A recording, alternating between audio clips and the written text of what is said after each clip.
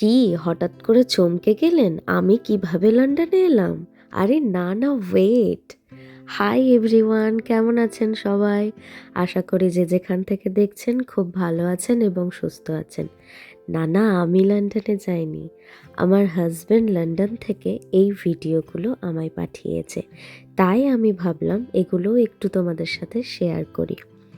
তো সে সেখানে দূর দূরান্তে বসে আমাদের বিয়ের পর ফার্স্ট স্নোফল উপভোগ করছিল এবং আমি সেই ভিডিওগুলো দেখে তার আনন্দ দেখে আমিও খুব উপভোগ করেছি। সত্যি দূর থেকে দৃশ্যগুলো এত সুন্দর, জানি না কাছে থাকলে সেগুলো আরও কত সুন্দর হয়ে উঠত। কি ভালোই না লাগছে না দেখতে। রাস্তাঘাট, ঘর বাড়ি, দোকান, গাড়ি, প্রত্যেকটা পরিবেশ মিলিয়ে অসাধারণ একটা সুন্দর জায়গা, যা আমাদের প্রত্যেকের স্বপ্নের জায়গা। সেখানে আমার হাজব্যান্ড থাকতে পেরেছে, এটা আমাদের প্রত্যেকের সৌভাগ্য।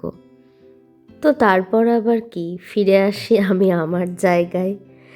তো মকর সংক্রান্তিতে আমরা প্রচুর আনন্দ করি। প্রত্যেক বছর বাড়ির সামনে মাঠে আমরা বাড়ির সকলে মিলে পিকনিক করি এবং এখানে দেখো আমাদের সোনাও আমাদের সঙ্গে চলে এসেছে মাঠে পিকনিক করার জন্য, আমাদের পুচকুটা।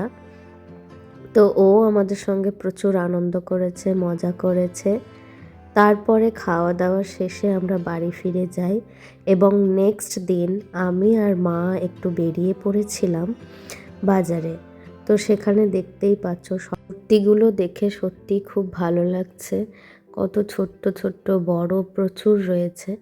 তো তারপরে আমি আর মা গিয়েছিলাম একটি দোকানে এবং সেখানে আমার কিছু ড্রেস দেখি এবং ঠিকঠাক পছন্দ না হওয়ায় আমরা আবার অন্য একটি দোকানে চলে যাই।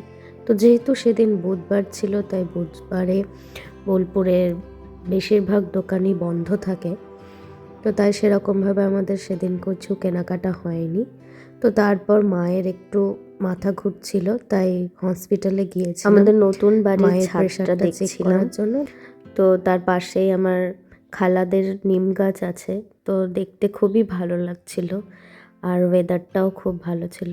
দেন তারপর পরের দিন আমরা আবার বেরিয়ে তো পড়ি। তারপর মা আর আমি। সেদিন প্রচুর দোকান খোলা ছিল এবং মা আর আমি কিছু কেনাকাটার পর আবার বাড়ি ফিরে যাই। তো আজকের ভিডিওটি কেমন লাগলো অবশ্যই জানিও। থ্যাঙ্কস ফর ওয়াচিং এবং কমেন্ট, লাইক, শেয়ার, সাবস্ক্রাইব করতে ভুলো না।